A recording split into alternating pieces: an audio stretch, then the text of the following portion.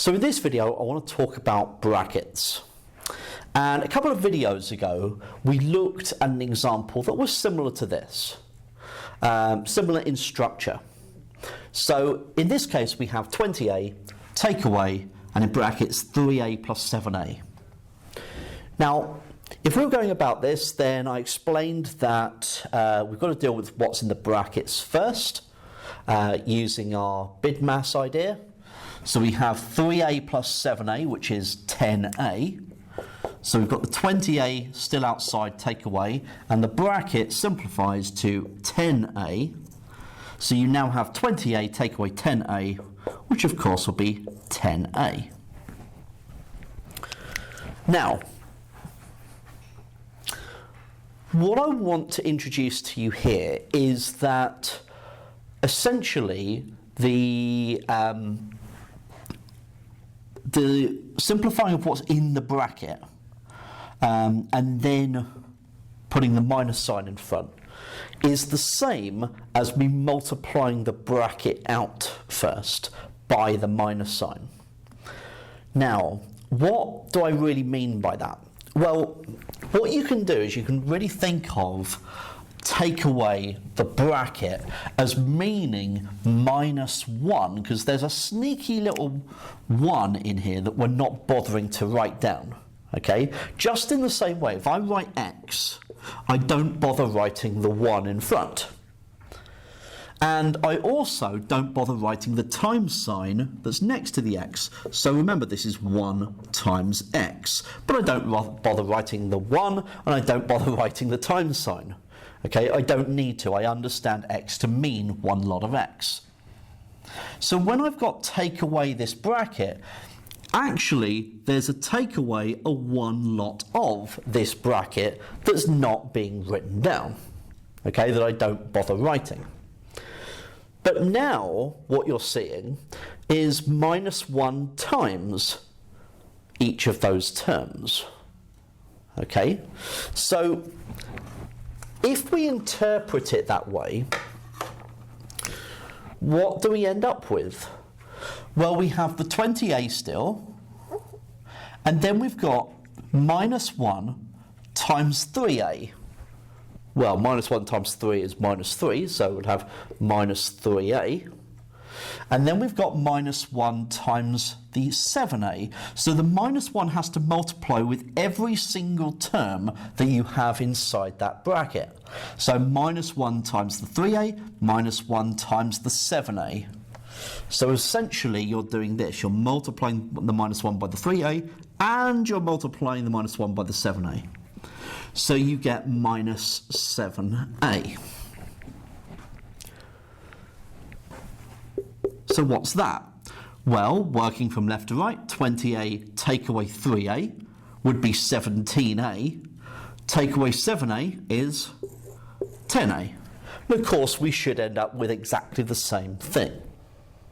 So it's really understanding that when you've got this take away a bracket, you can essentially see this as -1 times each of the terms inside the bracket. Okay? Now you may be wondering, well, why would I bother doing that? Why can't I just simplify what's inside the bracket first and then take it away, just like I did the first time? Why do I need to know a second method for this? Well, I'm going to introduce now a different letter here.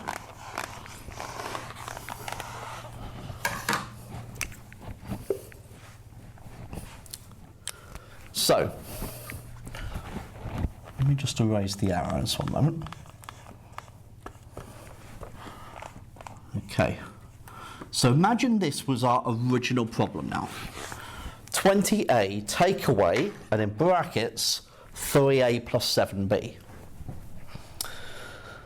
Now the problem is that if we just go by our first idea, that I simplify what's in the brackets first, well, that is as simplified as I can get it, because I can't combine the a and the b terms together because they're not the same type of term. So that's as far as I can get. So how does this simplify? So what you think about is it's minus 1 times this bracket. So we're going to do minus 1 times the 3a and minus 1 times the 7b. So we have 20a minus 1 times 3a minus 1 times 7b. And now we have 20a take away 3a is 17a, and we've got that minus 7b. And we're done. So you can see that this idea of thinking about take away a bracket as minus 1 times each of the terms is really useful, because it enables you to deal with multiple different terms at once. Okay, so I'll show you one more example.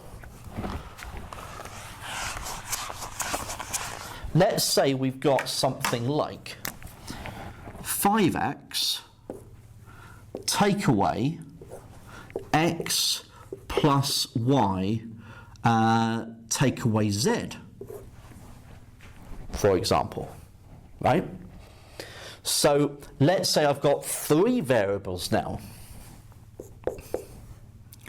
Well, if we think of the minus sign as being minus 1 times the x, then times the y, then times the minus z, we've got the 5x, then the minus 1's multiplying with the x, the minus 1's multiplying with the y, and then the minus 1's multiplying with the minus z.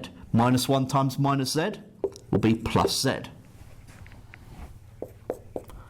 So then 5x take away x is 4x, and I have 4x take away y plus z.